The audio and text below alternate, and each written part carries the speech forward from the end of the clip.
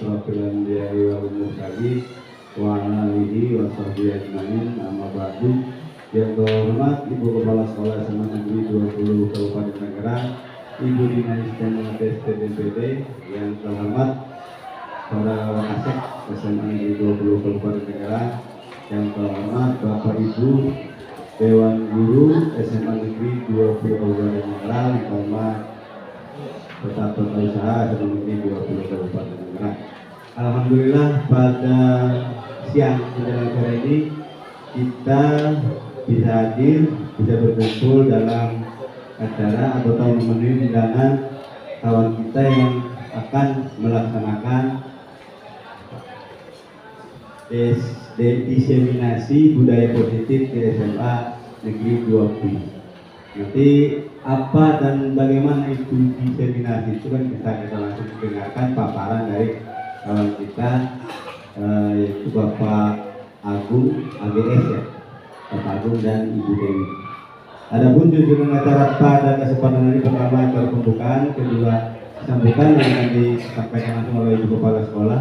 Acara yang berikutnya adalah paparan dari Pak Agung dan Ibu Dewi perihal tentang penggerak ya, yang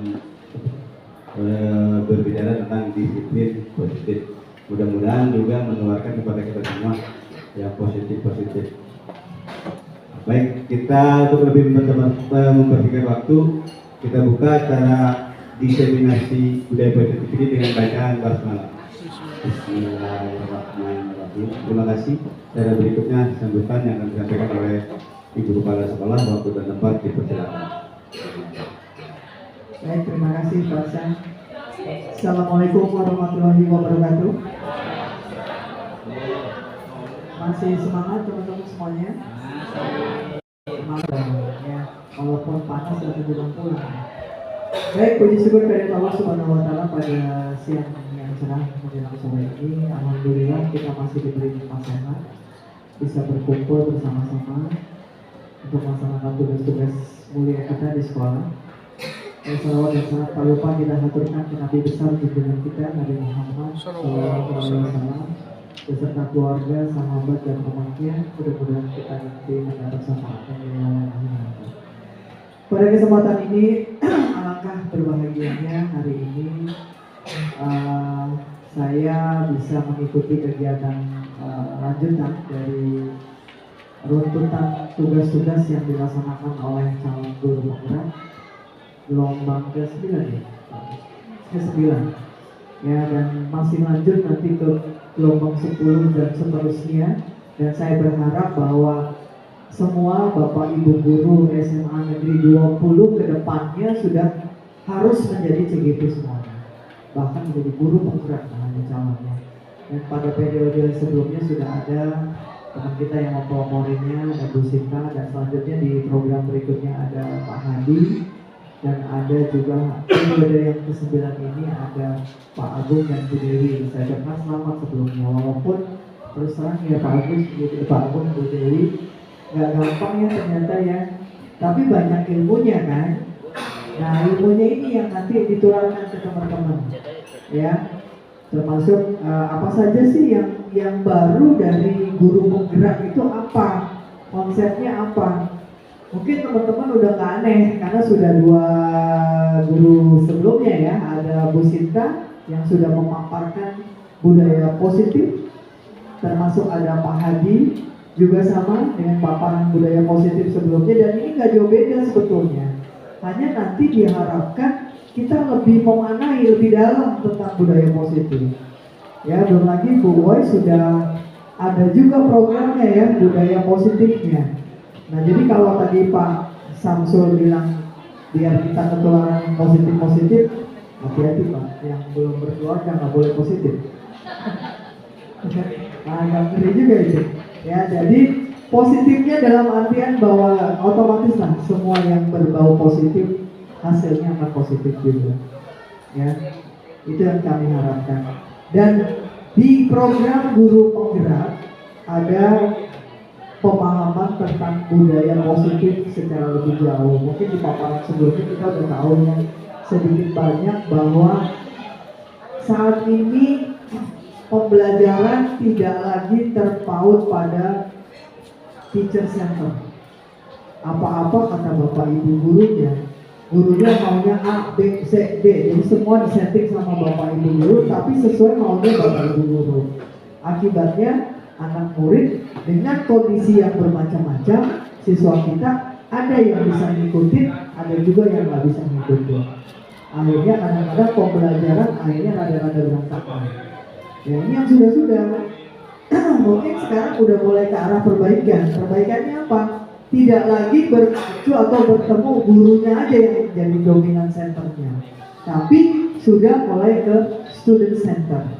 Kita sebagai para pendidik harus paham kebutuhan siswa. Nah, diharapkan dengan disiplin atau budaya positif ini, nanti ketemunya adalah itu, kita memahami, ya, karena pada prinsipnya nggak ada siswa yang nakal, nggak ada siswa yang bodoh, nggak ada siswa yang malas sebetulnya.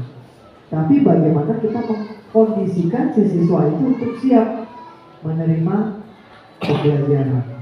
Nah inilah yang nanti akan dipaparkan lebih jauh oleh Pak Agung dan Bu Dewi. Apa sih semangat budaya positif yang akan dibawa sehingga nanti ujungnya adalah perubahan pembelajaran. Pembelajaran jadi lebih menyenangkan. Jadi anak happy, fun, masuk belajar itu ditunggu gurunya. Bukan kalau guru nggak ada senang banget, ini kayaknya masih pada senang banget ya di luar sana. Gurunya ditahan semua di situ. Tapi paling tidak satu, bahwa dengan mengikuti kegiatan guru penggerak, teman-teman memulai membuka pikiran lebih jauh. Perkembangan guru saat ini dan apa sih yang harus teman-teman kuasai sekarang ini jadi profesi guru. Banyak banget ini ilmunya di guru penggerak. Ya, ini sudah modul keberapa Pak Agung? 1.4, berarti sudah 4 ini. Jadi kebayang setiap satu modul tugas, satu modul tugas, satu modul tugas. Dan ini pemahamannya lebih dalam lagi. Dan kemarin sudah diselesaikan oleh Bu Sinta. Pak Hadi lagi OTW ya Pak Hadi, lagi OTW belum selesai, tapi sudah masuk ke 9 nanti menjelang akhir sudah siap-siap yang 10. Dan saya berharap semua Bapak Ibu guru mendaftar.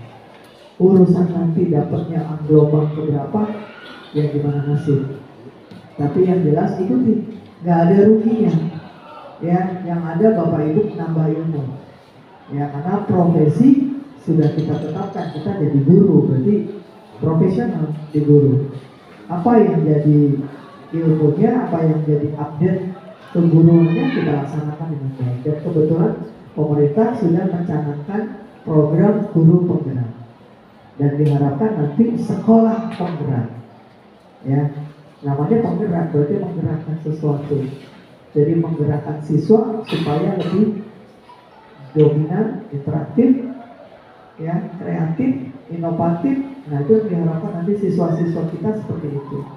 Tidak pasif menunggu arahan guru aja, tapi bagaimana kita menggerakkan siswa untuk belajar lebih aktif, ya. Makanya kalau kemarin ada istilah di pembelajaran terdiferensiasi, wah itu bahasa lain lagi. Nanti sudah mulai menggunakan sesuai dengan kebutuhan siswa. Apa sih yang dibutuhkan siswa, itulah yang akan kita berikan. Ya, jadi guru tidak lagi sebagai pusat pembelajaran, ya, tapi kita kembalikan bahwa siswa lah yang menjadi pusat pembelajaran. Guru menjadikan fasilitator. Nah nanti itulah yang saya coba dukung untuk semua teman-teman, untuk semua kegiatan, dan saya berharap semuanya mendaftar. Dan kita bantu kawan-kawan kita termasuk Pak Hadi, Pak Agung, dan Bu Dewi, karena memang semuanya nanti diperuntukkan untuk pembelajaran yang ada di SMA 20. Ya, tepatnya SMA 20 masih siap dengan jumlah guru penggerak yang banyak. Kenapa lagi ngaruh juga nilai rapot mutu sekolah. Makin banyak guru penggeraknya, secara otomatis ini akan meningkatkan ranking sekolah itu sendiri, karena dianggap punya guru-guru yang kualifikasinya memenuhi syarat. Apa kita selama ini belum memenuhi syarat? Tidak juga, tapi belum sesuai dengan yang diharapkan. Ya, jadi dengan harapan program-program yang sudah diberikan oleh pemerintah, termasuk guru penggerak, ikuti. Karena semuanya bertujuan sangat baik, yaitu untuk mempersiapkan Bapak Ibu guru mencoba menjawab tantangan perubahan pembelajaran. Ya, jadi kayaknya lebih kecil dan lebih nyaman kok nanti. Jadi Bapak Ibu nggak pusing besok mau ngajar apa, pusing sendiri. Tapi disiapkan dengan matang sesuai dengan kebutuhan yang dimiliki oleh siswa. Pada kesempatan ini saya mengucapkan selamat kepada Ibu Dewi dan Pak Agung. Selamat belajar terus, jangan bosan, jangan males-malesan juga. Ya, memang tidak terasa hari ini Bapak Ibu hanya dicekoki tugas dan lain-lain, tapi insya Allah tidak ada ilmu yang sia-sia.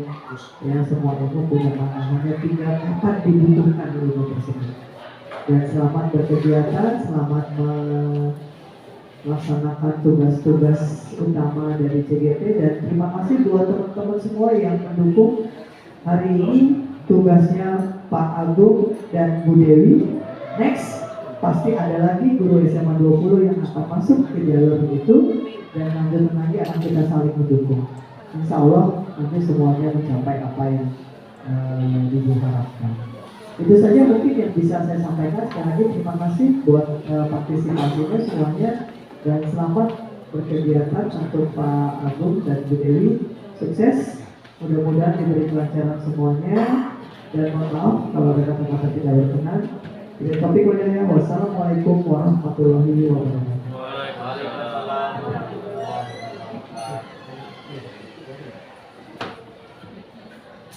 Terima kasih atas sambutan yang saya sampaikan. Baik Bapak Ibu, untuk kata yang berikutnya acara inti yaitu pemaparan tentang diskriminasi penerapan budaya positif di SMA 20 yang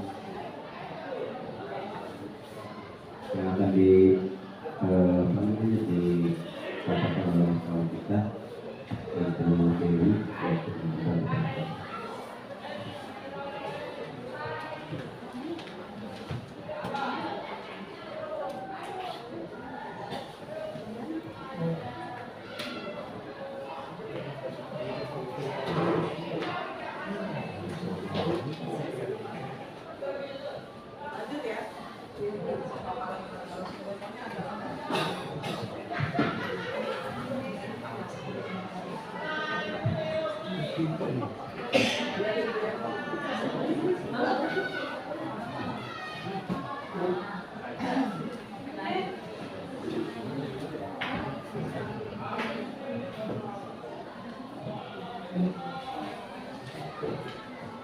Bismillahirrahmanirrahim. Assalamualaikum warahmatullahi wabarakatuh. Waalaikumsalam warahmatullahi wabarakatuh.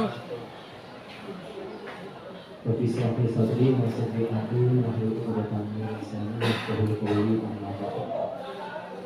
Yang terhormat Ibu Kepala Sekolah SMA Negeri 20 Kabupaten Tangerang, yang saya hormati Bapak Ibu guru, terima kasih sudah menyempatkan hadir di acara Bu Dewi, diseminasi budaya positif di lingkungan SMA Negeri 20 Kabupaten Tangerang. Baik, mohon izin saya untuk memandu jalannya acara diseminasi ini. Nanti akan langsung dipaparkan oleh Ibu Dewi Ayu. Nanti akan ada sesi tanya jawab juga. Untuk selebihnya saya persilahkan Ibu Dewi untuk menyampaikan materi. Baik, terima kasih Pak Agung. Bapak Ibu, Ibu Syamsi Sodri, Menteri, Wakil Datang Minister Pemberdayaan. Baiklah, sebelum kita masuk pada materi, yaitu yang akan saya jelaskan adalah mengenai filosofi pendidikan dari Ki Hajar Dewantara, kemudian budaya positif, yaitu perwujudannya melalui keyakinan kelas, dan juga disiplin positif. Sebelum kita mulai, Bapak Ibu, saya punya pantun. Datang suster, bawa kubu. Serbuk putih dibuat kuku. Cakep. Selamat bulan Oktober, Bapak Ibu. Semoga peroleh rezeki yang semakin. Amin. Kabul. Kita mulai. Boleh Pak Hadi slide selanjutnya.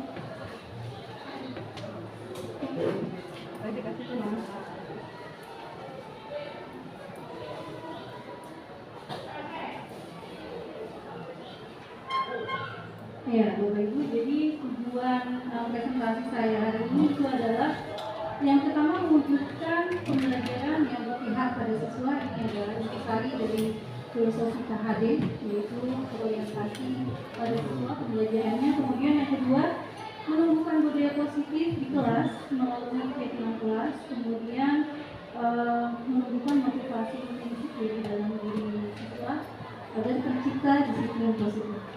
Boleh tolong slide.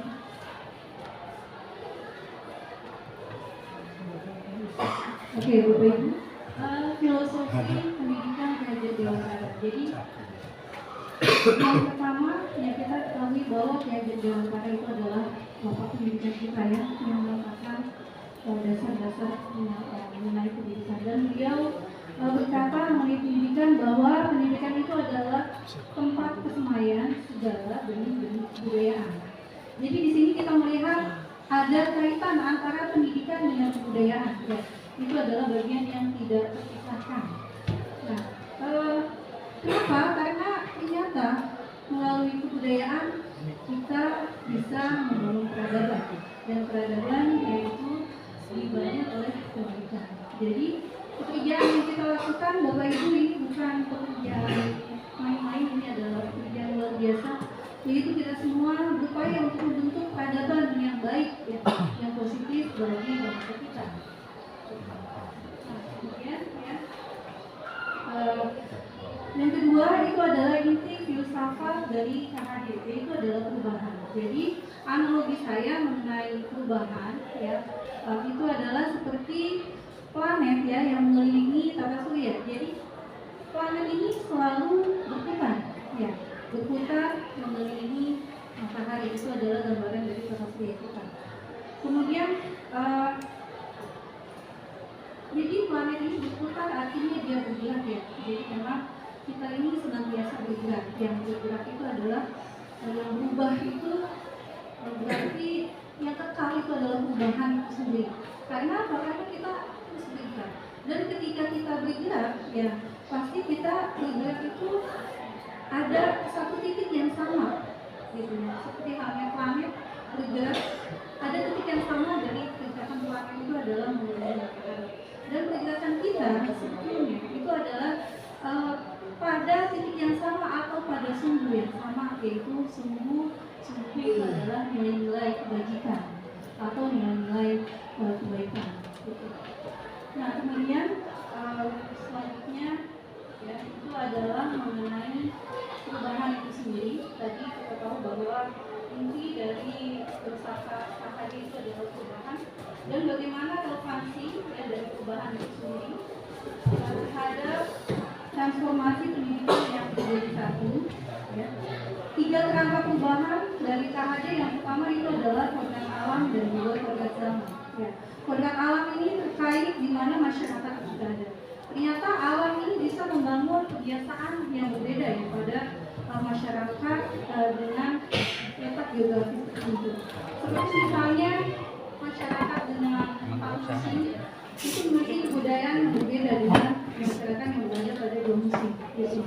Orang Barat mungkin orang Belanda yang cenderung memandang bahwa bangsa Indonesia katanya itu boros. Karena musim kita cuma 2 ya, musim kering dan juga emas, musim kemarau ya dan juga musim hujan. Sementara kita memandang gitu orang Barat itu orang Belanda yaitu dengan spirit gitu. Kenapa? Karena mereka 4 musim. Jadi dengan 2 musim ini ternyata kita menjadi rumah kita original gitu kan. Tanah kita subur, kemudian makmum, ya, nanam singkong, lempar batu jadi tanaman. Iya betul, kata terus gitu. Ya itu saking suhunya ya negara kita itu, sehingga kita menjadi terlena ya berjuang. Nah, berbeda dengan bangsa Belanda, karena mungkin pada saat itu kan Kahari banyak belajar di Belanda ya, itu banyak sekali pemikiran dan juga kebudayaan Belanda. Jadi kalau bangsa Belanda itu dibilangnya itu lebih, kenapa? Karena mereka punya empat musim, jadi mereka lebih prepare gitu. Ketika misalkan musim dingin datang gitu kan, itu maka apa yang harus mereka siapkan untuk musim dingin itu pasti tumbuh-tumbuhan juga tidak bisa tumbuh dengan subur. Maka itu, jadi ternyata kodam alam gitu ya bisa membentuk kebudayaan. Dengan pendidikan itu diharapkan bisa menjawab kodam zaman atau tantangan zaman tersebut. Nah, jadi di dalam kita mendidik anak-anak kita itu harus menyesuaikan dengan zaman itu. Mungkin zaman kita dulu itu zaman yang saya SMP ya, Bapak Ibu, saya yakin kita semua juga ya, kan. Kalau saya SMP pelajaran fisika saya ingat banget itu saya paling harus duduk diam. Kenapa? Kalau saya sekali bergerak lempar ke hapus. Terus kalau ada yang ini ngomong sedikit langsung dulu gitu. Ternyata zaman sekarang itu beda. Kita lempar ke hapus yang ada itu ya efek belakang. Jadi kita harus menyesuaikan juga ya di dalam mendidik anak-anak sesuai dengan zamannya. Kemudian selanjutnya ya kerangka perubahan KHD selain jaga alam dan juga jaga zaman itu adalah asas trikon. Trikon yang pertama itu adalah kontinuitas. Jadi kontinuitas itu dalam melakukan perubahan ya kita harus berdialog itu dengan zaman. Begitu pula di dalam kuliah ke depan ya kita tidak boleh lupa akan akar dan juga nilai budaya masyarakat. Walau perubahan menjawab pada zaman, tapi nilai esensi kebudayaan itu harus tetap dipertahankan. Kontinuitas. Nah kemudian itu adalah konvergensi. Ya. Konvergensi itu pendidikan harus memanusiakan manusia dan memperkuat nilai manusia. Kemudian pendidikan itu juga harus terkonsentris atau harus terpusat ya, atau harus terkonsentrasi ya. Terkonsentrasinya itu adalah untuk menghargai keragaman dan memerdekakan pembelajar.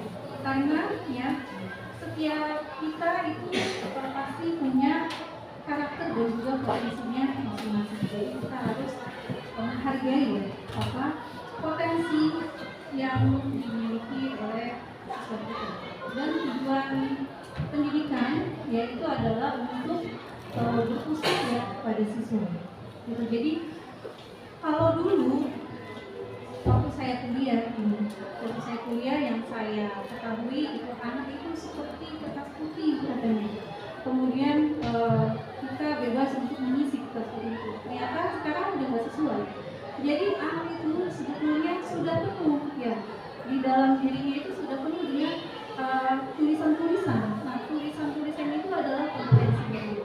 Dan kita sebagai guru itu tugasnya adalah menebalkan tulisan itu kalau tulisannya belum jelas, ataupun menipiskannya kalau dia terlalu jelas. Jadi kita mengarahkan mereka itu dengan cara menuntun, untuk menuntun mereka. Nah, kemudian perubahan selanjutnya dari tiga kerangka perubahan KHD itu adalah mengenai budi pekerti. Jadi budi pekerti. Nah, budi pekerti ini berasal dari kata budi dan juga pekerti ya. Jadi budi itu artinya cipta, kasa, kemauan. Kemudian pekerti itu adalah tenaga. Jadi harus seimbang ya di dalam kita mengolah cipta atau rasa atau karsa. Dengan olah cipta, olah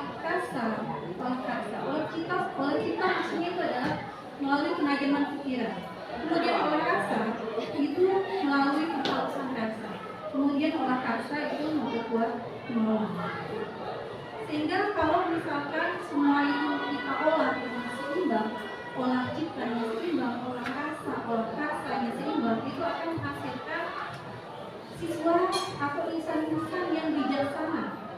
Pada akhirnya muara dari semua disiplin ilmu itu adalah mengarahkan kepada kebijaksanaan.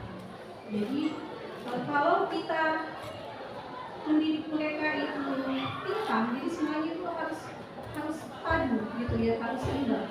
Oleh kita olah rasa. Kalau kita mendidiknya itu tidak padu, tidak seimbang, itu akan menghasilkan insan-insan yang hampa, yang kebiasaan. Kemudian kita semua tidak memiliki kebiasaan seperti itu. Oleh karena itu kita sebagai pendidik ya, dan juga pendidikan itu harus memandang anak dengan rasa hormat, membuat pembelajaran yang berorientasi pada anak. Tujuan pendidikan kita apa? Murid dan juga murid. Silakan kalau saya lanjutkan. Oke.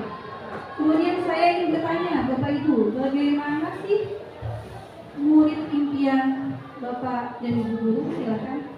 Saya disingkat.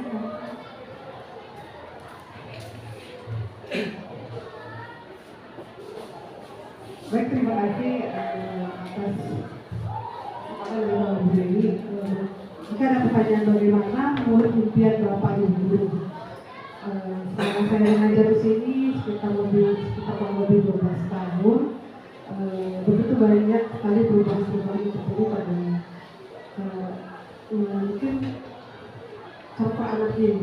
Jadi yang dulu tuh lebih pada mereka ketika dikasih nasihat atau dikasih hukuman, ya mereka biasa aja. Tapi kalau yang sekarang tuh luar biasa. Seperti kata Bu tadi, kalau coret sedikit aja langsung pengen atau RSM dulu. Nah, jadi ketika ditanya bicara menurut kita seperti apa sih saya sebagai guru di sini, itu saya menginginkan adalah anak yang memang tidak hanya cerdas secara ini dia pikirannya saja, tapi dia juga cerdas secara akhlaknya, memiliki karakter yang memang bisa kita arahkan kepada akhlak yang lebih baik.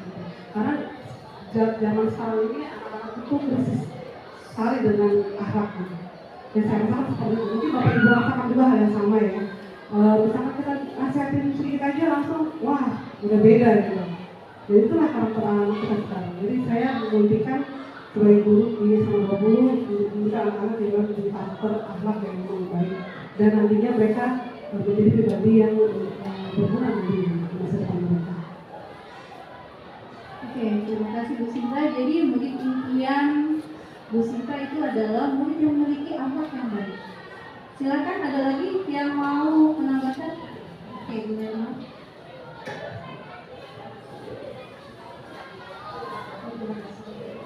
Jadi di sini saya mengimpikan, saya sebagai guru mengimpikan murid yang salah satunya tadi dari Bu Sinta memiliki akhlak mulia. Selain itu saya juga bermimpi bahwa murid memiliki sifat yang mandiri. Selain mandiri, mereka juga punya rasa inisiatif yang tinggi, mandiri, dan bisa tumbuh dengan berkembang dengan baik. Selain itu saya juga bermimpi bahwasanya anak ketika datang di sekolah dia merasa bahagia, dan ketika menerima pembelajaran dia merasa nyaman, sehingga dia bisa mengikuti pembelajaran dengan berkembang dengan baik. Itu sudah. Terima kasih. Terima kasih Bu Irma. Itu mimpi yang sangat indah. Oke, ada lagi satu lagi. Bapak Ibu silakan yang mau menambahkan. Silakan dulu. Assalamualaikum warahmatullahi wabarakatuh. Waalaikumsalam warahmatullahi wabarakatuh. Terima kasih Bu Dewi atas waktunya. Bagaimana murid impian? Mungkin hampir sama ya dengan Bu Herma, dengan Bu Sinta, atau dengan Bapak Ibu guru yang lain ya. Pasti yang pertama ya dari segi akhlak, dari segi perilaku ya. Karena selama ini, dan saya rasakan ya Bapak dan Ibu juga merasakan ya. Ya semoga dengan perubahan-perubahan yang dilakukan ya akan bisa merubah akhlak mereka menjadi lebih baik. Itu yang pertama. Yang kedua yang saya impikan mandiri, ya artinya dia tidak tergantung. Contoh kecil misalkan, kalau HP-nya diambil dia tergantung sekali dengan HP. Ya sepertinya saya tidak akan hidup tanpa HP. Ya. Nah, ini kan tugas kita juga ya, sama-sama bagaimana biar anak tidak tergantung. Ya. Yang selanjutnya yang kreatif juga ya, dan tangguh ya, artinya nggak cengeng ya. Ya memang ya kadang kita juga harus keras juga ya, tapi memang keras itu juga mendidik juga. Itu mungkin ya udah yang jadi impian. Terima kasih. Terima kasih Bu ya. Jadi kita semua sebetulnya ada kesamaan ya Bapak Ibu ya. Kita memimpikan murid-muridnya akhlak yang baik, murid-murid yang mandiri, murid yang kreatif, yang inovatif, yang kemudian dengan melakukan pembelajaran yang menyenangkan, mereka bisa mencapai kebahagiaan. Oke. Coba sekarang kita lihat visi sekolah kita dulu. Nah, kita lihat sekarang visi sekolah kita ya. Itu adalah menjadi sekolah yang unggul, mewujudkan lulusan yang tangguh dan berakhlak mulia, berinfak dan menguasai impact. Jadi di sini ada kesamaan impian Bapak Ibu dengan visi yang dimiliki oleh sekolah kita. Itu adalah menjadi sekolah yang unggul dan juga mewujudkan lulusan yang tangguh. Nah ini sebetulnya ada di sekolah kita ya. SMA Negeri 20 tangguh, selalu ya. Ya, jadi sungguh indah ya bagi kita semua Bapak Ibu, dan apalagi kita sebagai guru untuk mewujudkan misi sekolah, misi sekolah ini pastinya dari kita pun harus punya visi. Bapak Ibu yang punya visi itu pasti bergeraknya akan berbeda dengan Bapak Ibu yang hanya mengajar itu sebagai guru tugas gitu. Ketika kita punya visi itu menjadi gambaran atau arah kita ya di dalam mengajar. Kita punya arah, kita punya poin atau kita punya tujuan di dalam mengajar itu sendiri. Gitu ya, sehingga penting ya bagi kita Bapak Ibu untuk bisa memiliki visi ya di dalam mengajar. Boleh selanjutnya pertanyaan? Oke. Nah kemudian visi sekolah kita ini ya itu memiliki nilai-nilai yang baik ya. Yang kemudian ketika nilai yang baik itu dilakukan ya setiap kali lama-lama menjadi karakter sekolah dan lama-lama menjadi budaya gitu. Nilai-nilai yang baik atau nilai-nilai yang positif itu akan dapat membentuk suatu kebudayaan yang positif. Jadi budaya positif itu adalah nilai-nilai keyakinan, kebiasaan-kebiasaan sekolah yang berpihak pada murid agar dapat berkembang menjadi pribadi yang kritis, penuh hikmat dan bertanggung jawab. Oke. Boleh selanjutnya. Nah, kemudian di dalam mewujudkan budaya positif tadi ya, atau nilai-nilai kebajikan yang kita ya, yang dimiliki oleh sekolah ya, itu salah satu perwujudannya itu adalah menerapkan keyakinan kelas.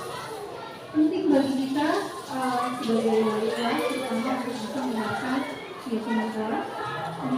Pertama yang harus kita lakukan ya itu adalah kita membuat dulu ya keyakinan kelas itu. Jadi keyakinan kelas itu adalah nilai-nilai positif ya, yang dipercaya atau dianut oleh kelas kita, yang kita bisa gunakan ya untuk melakukan kebiasaan-kebiasaan positif. Nah kebiasaan positif yang atau nilai-nilai ya yang kita ambil itu ternyata profil pelajar Pancasila sudah menyediakan. Jadi kita bisa mengambil ya keyakinan kelas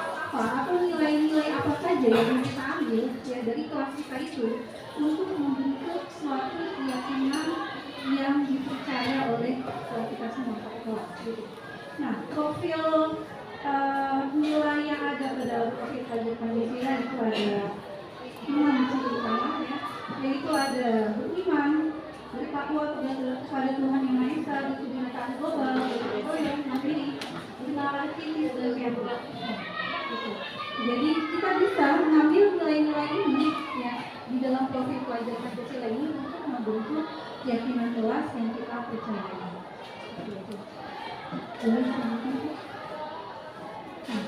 Oke, selanjutnya ya itu adalah di dalam mewujudkan keyakinan kelas tersebut itu tentunya tidak mudah ya. Pada akhirnya kemudian kita percaya bahwa salah satu keyakinan kelas tadi ada mandiri ya, kemudian ada kreatif yang tadi dinilai profil pelajar Pancasila ya. Kemudian kita ambil salah satu nilai dari profil pelajar Pancasila itu sebagai keyakinan kelas kita. Misalnya kita ambil kemandirian ya sebagai keyakinan kelas. Dengan kita berikan kata-kata tambahan itu adalah untuk menjadi suatu keyakinan kelas bisa seperti ini jadi keyakinan kelas. Kita percaya bahwa kelas 12 IPA 5 adalah mandiri gitu. Ketika dalam pewujudan kenyataannya ternyata ya mereka dalam ulangan itu masih melihat ke buku, kemudian ketika jam pelajaran kosong ternyata ada tugas dari guru kemudian tidak dikerjakan, berarti kan itu kemandirian belum tumbuh di situ. Nah, maka di situ pasti ada hal-hal ya yang harus kita lakukan untuk mendisiplinkan mereka supaya mereka kembali lagi kepada keyakinan kelas mereka. Gitu. Nah, disiplin yang bisa kita berikan ya dalam hal ini itu adalah disiplin yang positif. Nah, coba Bapak Ibu di sini saya punya pertanyaan selanjutnya, apakah Bapak Ibu setuju dengan pertanyaan ini? Yang pertama, gitu ya, hukuman dapat mendisiplinkan anak. Hukuman dapat mendisiplinkan anak. Silakan. Oh iya, boleh tahan. Apakah setuju atau tidak setuju? Terima kasih atas kesempatannya. Assalamualaikum warahmatullahi wabarakatuh. Izin menyampaikan pendapat gitu ya terkait dengan apakah hukuman dapat mendisiplinkan anak. Kalau ditanya hukuman dapat mendisiplinkan anak, maka jawabannya adalah bisa, gitu ya. Kenapa seperti itu? Karena sebelum program guru penggerak ini, gitu, atau bahkan ketika sudah ada program guru penggerak ini, jalan satu-satunya guru untuk mendisiplinkan anak adalah dengan hukuman. Gitu. Sebagian besar guru pasti melakukan itu untuk mendisiplinkan anak. Maka jawabannya adalah bisa. Tetapi apakah itu efektif? Nah, itu baru jawabannya adalah belum tentu. Ya, kalau misalkan ditanya apakah dengan hukuman efektif mendisiplinkan anak, maka jawabannya adalah belum tentu. Kenapa begitu? Karena yang kita inginkan adalah siswa ini atau anak ini termotivasinya dari dalam diri dia sendiri. Gitu. Sedangkan kalau pendekatannya adalah dengan hukuman, maka siswa itu motivasinya dari luar gitu. Karena kalau misalkan hukuman itu kan bersifat insidental ya, nggak tiap hari dia dihukum gitu. Tetapi kalau dengan ada hukuman itu dia motivasinya masih dari luar dan akan rentan terulang kembali gitu. Tetapi yang kita inginkan di sini adalah bagaimana caranya supaya siswa itu termotivasinya dari dalam diri dia sendiri gitu. Jadi dia bisa mampu mengatur dia sendiri, dia mampu meregulasi diri dia sendiri gitu, sehingga mau ada guru, mau ada tidak ada guru, dia tetap melakukan hal-hal yang semestinya dia lakukan. Seperti itu sih. Terima kasih. Terima kasih lagi. Baik, jadi sebetulnya dibilang setuju ya, dia bisa mendisiplinkan siswa, tapi apakah dia efektif, ya kan? Itu belum tentu. Oke, lanjut yang pertanyaan kedua, pemberian hukuman dengan hal positif seperti membaca atau membersihkan halaman sekolah dapat meningkatkan disiplin anak. Silakan, Bapak Ibu ada yang mau menjawab? Iya, silakan boleh. Terima kasih Dewi atas kesempatannya. Menurut saya untuk poin yang kedua, pemberian hukuman dengan hal yang positif dengan membersihkan halaman, menurut saya sangat setuju, ya. Cuma di sini hal positif tersebut motivasinya datang dari luar, jadi bukan dari kesadaran siswa itu sendiri. Ya lebih baiknya mungkin apapun hukuman harus berasal dari kesadaran siswa itu sendiri. Mungkin itu saja. Oke, terima kasih Bu Haji. Yang ketiga, memberi penghargaan dapat meningkatkan motivasi belajar anak. Apakah Bapak Ibu setuju? Atau ada yang memberikan komentar?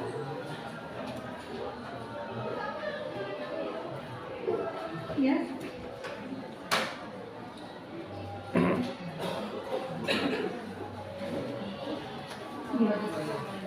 Yang berikan penghargaan ya dapat meningkatkan motivasi. Bu Sri, jawab Bu Sri. Oh, Bu Sri.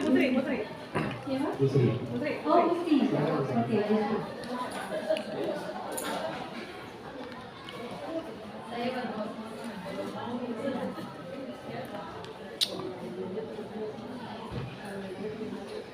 Baik, terima kasih. Assalamualaikum warahmatullahi wabarakatuh. Memberi penghargaan dapat meningkatkan motivasi belajar anak. Menurut saya bisa memberikan motivasi. Mengapa? Karena dengan reward yang diberikan dari ujian atau berupa hal-hal kecil yang membuat anak bahagia bisa memotivasi anak untuk belajar, bisa meningkatkan kedisiplinan agar membuat mereka menjadi lebih baik. Karena dengan reward tersebut mereka merasa dihargai oleh bapak dan ibu. Baik, terima kasih Bu. Coba kita lihat Dan sorotan itu, Oh, tuh parahnya nih. enggak kalau Oke, kan jadi ketahuan memang ini tidur. semua seperti terlihat pemberian penghargaan ataupun misalkan motivasi yaitu bahkan hukuman sekalipun itu sebetulnya terlihat seperti bisa ya bisa tapi kalau kita lihat lagi di dalam ternyata motivasi siswa melakukan hal itu lebih kepada faktor terhadap hukuman atau faktor-faktor eksternal ya lebih kepada untuk mendapatkan penghargaan kemudian tidak berasal dari dalam diri siswa itu sehingga itu menjadi tidak lesing karena tidak berasal dari motivasi itu. Jadi kita harus waktu itu penerapan disiplin apa yang tepat dari siswa gitu kan. Boleh selanjutnya Pak? Nah, kita balik dulu ke makna disiplin. Jadi disiplin itu berasal dari kata bahasa Latin yaitu adalah disiplinnya yang artinya belajar. Nah kemudian disiplin diri itu bisa membuat orang kembali pada dirinya menuju sebuah tujuan ya apa yang dia lakukan. Namun dalam budaya kita mana kata disiplin itu adalah tujuan. Ya. Menjadi sesuatu yang dilakukan seseorang pada orang lain itu mendapatkan suatu kecenderungan umum itu adalah menghubungkan kata disiplin dan ketidaknyamanan atau bukan dengan apa yang kita hargai atau pencapaian tujuan yang mulia. Jadi kalau berpikir kata disiplin itu konotasinya udah gak enak gitu kayak ya itu penting sebetulnya mendisiplinkan tapi itu kan dari dalam diri mereka maka kita harus siapkan ya harus disiplin kemudian dengan baik Harusnya. Nah, dengan nilai-nilai kebajikan berarti penerapan disiplin seperti apa? Itu adalah disiplin yang positif. Disiplin positif itu adalah sebuah pendekatan yang dirancang untuk mengembangkan diri dan menjadi pribadi dan anggota komunitas yang bertanggung jawab merasa hormat dan Nah, kita lihat ketika siswa melakukan sebuah pelanggaran ya katakanlah suatu pelanggaran ya terhadap peraturan ada beberapa motivasi yang dimiliki oleh siswa. Yang pertama, yang paling banyak saya dapatkan ketika saya merusak pembinaan sebagai warga itu adalah siswa itu rata-rata melakukan motivasi ya untuk menghindari ketidaknyamanan atau hukuman. Jadi mereka di sini datang ke Papua kenapa mau naik Facebook? Itu adalah memang yang paling banyak. Kemudian yang kedua untuk mendapatkan imbalan atau ada beberapa sekolah, tidak semua ini sebenarnya yang positif ya. Mereka yang bergerak atau disiplin itu lebih kepada imbalan. Nah sebetulnya yang diinginkan oleh disiplin positif itu adalah untuk menjadi orang yang berkeinginan dan menghargai diri dengan nilai-nilai yang mereka melalui pendekatan. Saya kan udah main. Kita lihat ada beberapa tindakan dulu ya, ada tindakan ya. Ketika dia datang ke pelanggan, maka harus ternyata termasuk dari kemudian kali itu di halaman basket hal-hal yang kita sangka itu dapat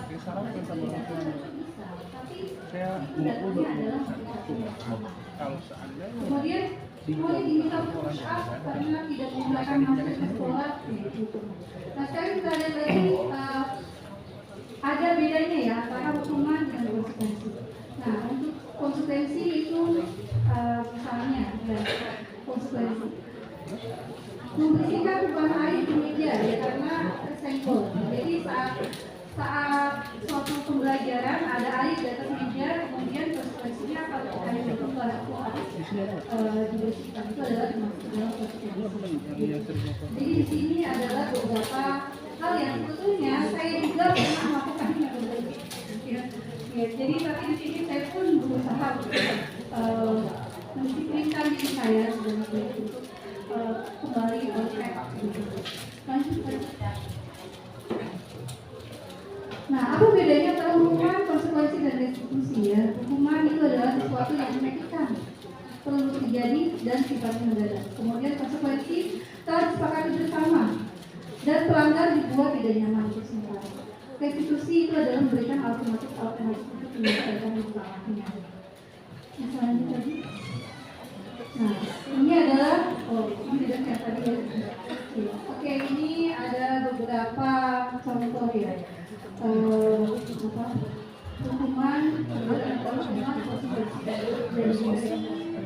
mengenai hukuman konsekuensi atau restitusi ini akan dibahas oleh rekan saya Bapak Alex.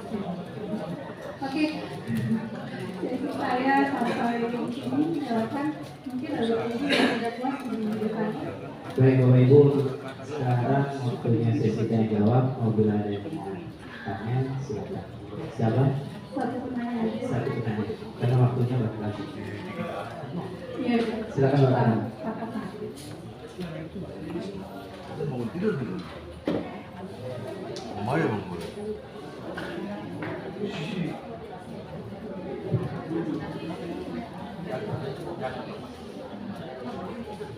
Cek. Bismillahirrahmanirrahim. Assalamualaikum warahmatullahi wabarakatuh. Waalaikumsalam.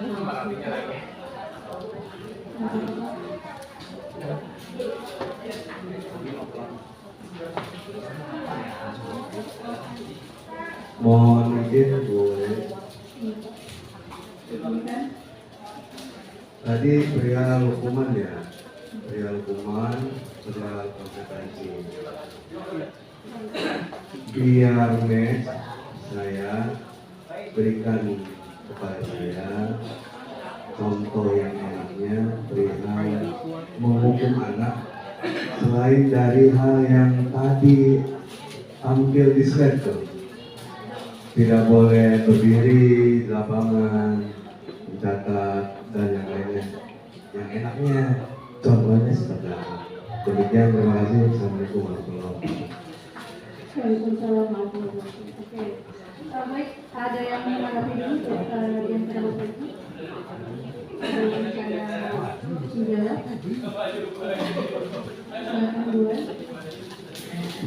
Assalamualaikum warahmatullahi wabarakatuh. Sedikit tumbang tumbang jawab. Menurut yang saya peroleh dari hasil disiplin kognitif itu Pak, jadi hukuman itu disesuaikan dengan apa yang dilanggarnya, gitu Pak. Kalau misalkan dia kesiangannya di hari apa? Misalkan kesiangannya di hari Senin, maka hukumannya tidak sama dengan kalau kesiangan di hari Selasa. Jadi misalkan dia kesiangannya di hari Senin, ada alasan ini itu, maka hukumannya harus sesuaikan dengan hukuman di hari Senin. Itu namanya dengan hukuman konsekuensi logis, namanya kalau di disiplin positif ya. Jadi dia suruh nunggu sebentar, kemudian setelah yang lain masuk dia upacara sendiri yang terlambat. Atau kemudian terlambatnya di hari Selasa, maka di hari Selasa itu kegiatan apa, maka itulah gitu.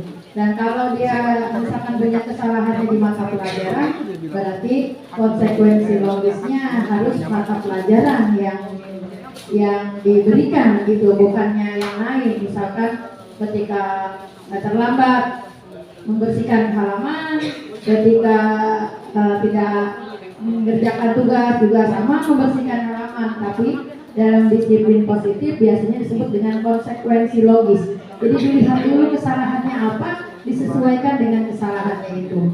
Jadi gitu Pak, sedikit saya menambahkan, maaf. Assalamualaikum warahmatullahi wabarakatuh. Ya, terima kasih Bu.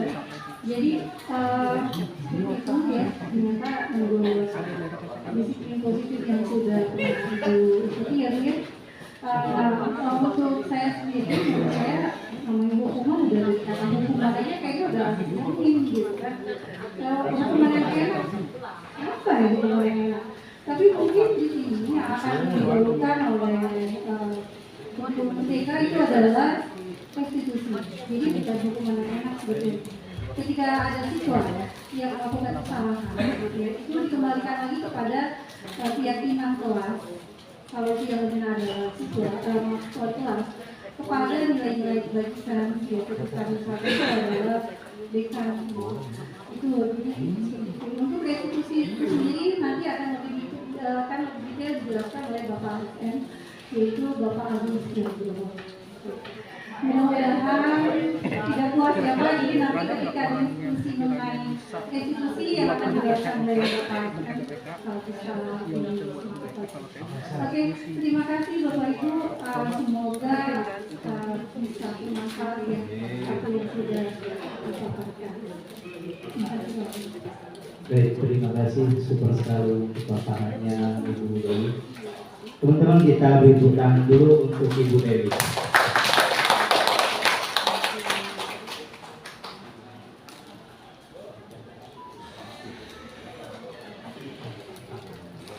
Baik, terima kasih untuk waktunya.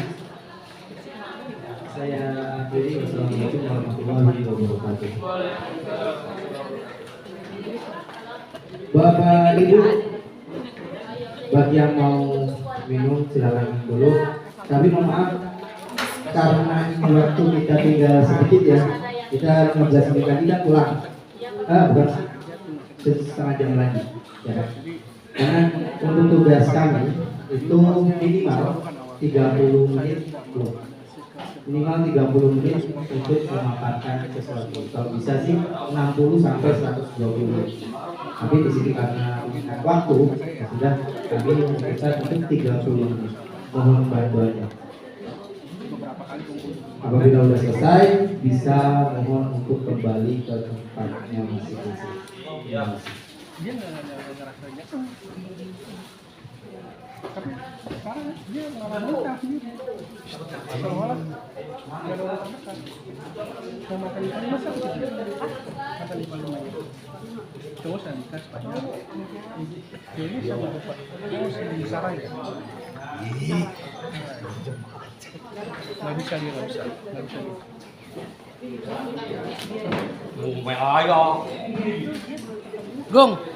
Gong, ini matiin dulu.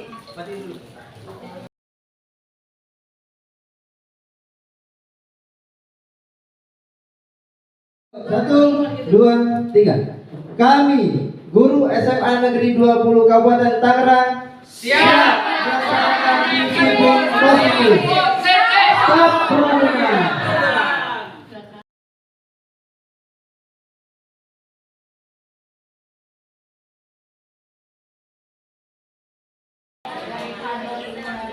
Ya, dengan acara CGP kemarin mengenai diseminasi budaya positif, saya sangat terbantu dalam mengikuti kegiatan PPG. Di situ ada identifikasi masalah, diantaranya mengenai budaya positif.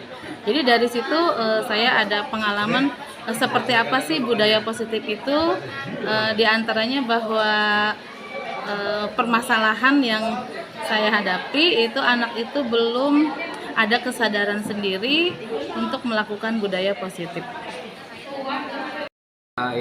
Terima kasih untuk materi yang disampaikan oleh pemateri CGP kemarin, yaitu tentang diseminasi, khususnya bagi saya sangat bermanfaat. Bisa banyak bahan materi pembelajaran lagi buat saya, ya, dari yang tadinya saya tidak tahu manajer, ya, ternyata itu bagus materinya. Insya Allah saya pun akan mencoba apa yang telah disampaikan oleh materi tersebut. Terima kasih. Assalamualaikum warahmatullahi wabarakatuh. Menyikapi tentang seminar kemarin tentang diseminasi budaya positif, ya, alhamdulillah dengan adanya kegiatan seminar tersebut, pengetahuan saya yang memang minim sekali dalam budaya positif itu jadi lebih bertambah. Ya, pengetahuan saya bertambah banyak, bagaimana kita harus berinteraksi dengan peserta didik kita, bagaimana kita harus berkolaborasi dengan rekan sejawat kita untuk menciptakan budaya positif di Seman 20 Kabupaten Tangerang. Berkat adanya seminar kemarin, ya, alhamdulillah dari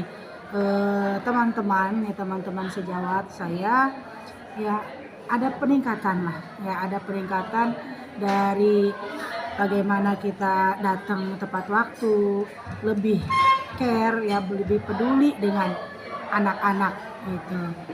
Ya, alhamdulillah dengan adanya kegiatan seminar kemarin. Yang selanjutnya untuk lebih termotivasi lagi, ya, mungkin anak-anak, ya, nanti, ya, bisa kita lakukan diseminasi positif dengan melibatkan anak-anak tentunya nanti. Jadi biar anak-anak pun lebih paham nih kurikulum kita mau diajak kemana, ya, baik itu guru, anak-anaknya, agar tercipta lingkungan sekolah kita, lingkungan sekolah yang kondusif, berkarakter, tangguh, dan juga bisa bermakna, ya. Jadi pembelajarannya itu lebih bermakna untuk orientasi saat ini dan masa depan bagi anak-anak. Mungkin itu saja yang bisa saya rasakan, ya, ketika saya telah selesai mengikuti seminar yang dilakukan oleh CGP di SMA Negeri 20 Kabupaten Tangerang. Ya, terima kasih. Wassalamualaikum warahmatullahi wabarakatuh.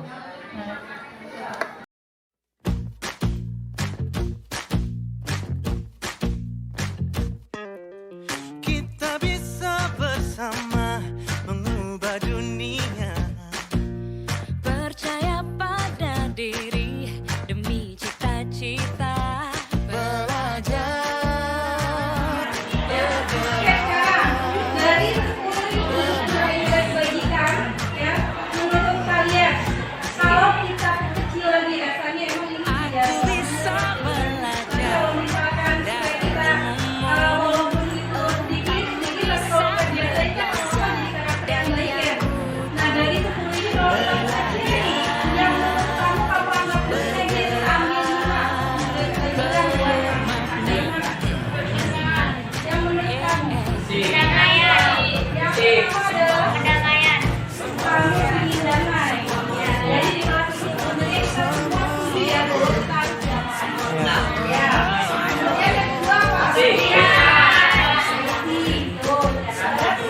Tidak berkelompok habis itu.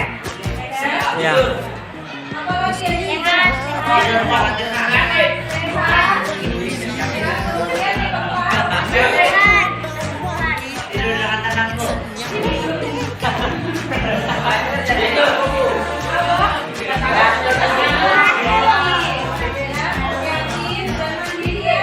Kebersamaan.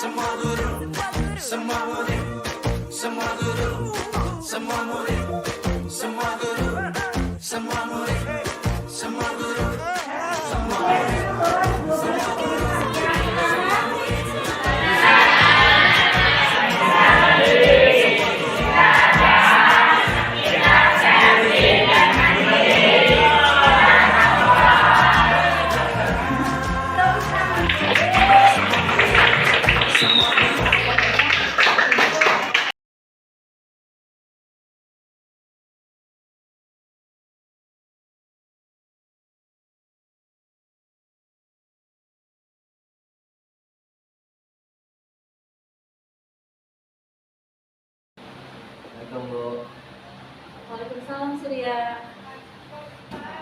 Silakan Ibu. Iya. Surya, kamu tahu kenapa kamu dipanggil ke sini? Karena saya datang terlambat, Bu. Iya, datang terlambat ya. Aku juga pernah datang terlambat ya. Itu semua orang pernah yang melakukan kesalahan seperti itu. Tapi setiap perbuatan itu pasti ada alasannya. Surya, kenapa datang terlambat? Alasannya apa?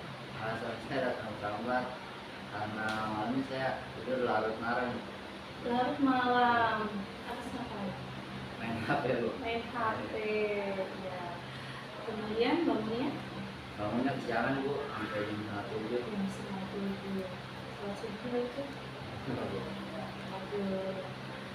Kalau gitu berarti menurut Surya ya,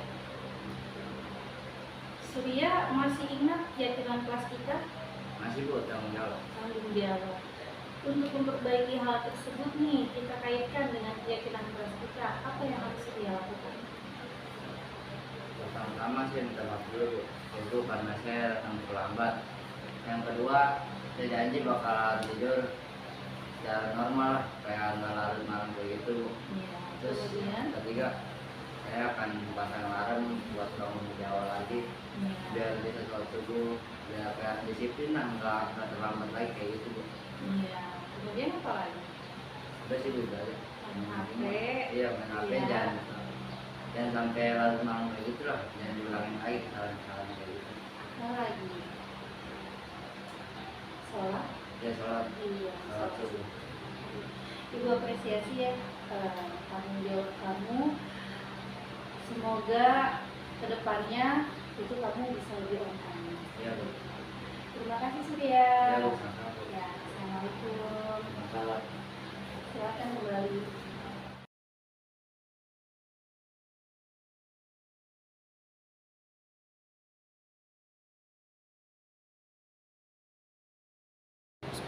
Assalamualaikum Bu.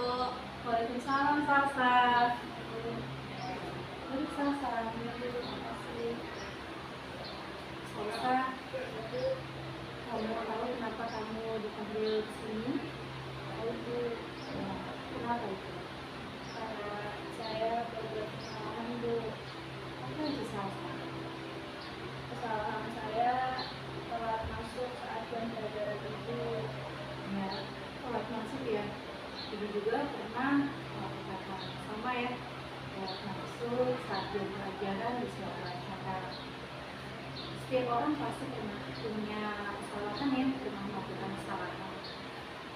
Namun suatu tindakan yang kita lakukan itu pasti punya alasan. Kalau Salsa alasannya kenapa? Jadi ini Bu, saya kan saat itu melaksanakan sholat zuhur bersama teman saya Bu. Terus itu teman saya bilang katanya dia lapar Bu,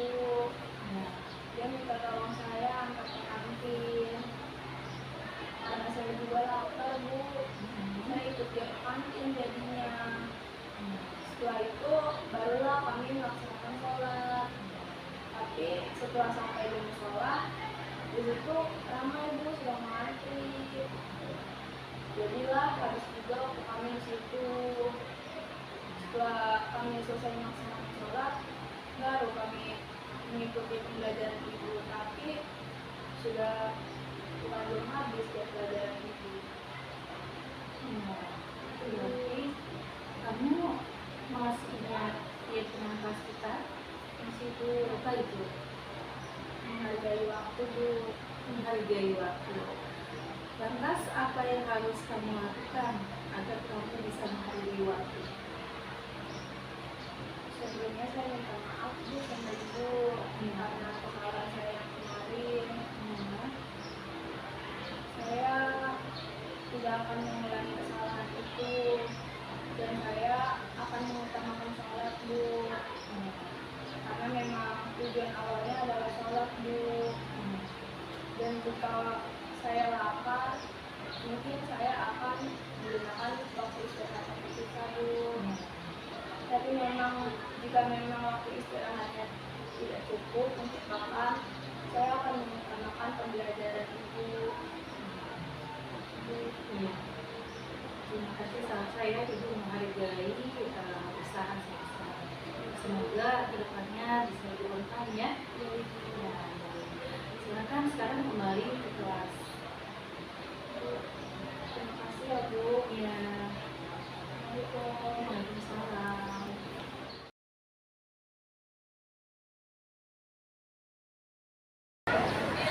Saya setuju karena adanya restitusi, siswa mempunyai kesempatan untuk memperbaiki diri agar lebih baik lagi. Saya setuju dengan adanya segitiga restitusi karena dengan adanya segitiga restitusi, siswa dapat melakukan perbaikan diri dengan cara mandiri.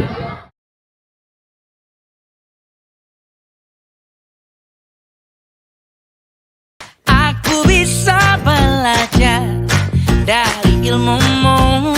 Oh, kamu bisa belajar dari yang ku tahu. Belajar, bergerak, bermakna. Yeah.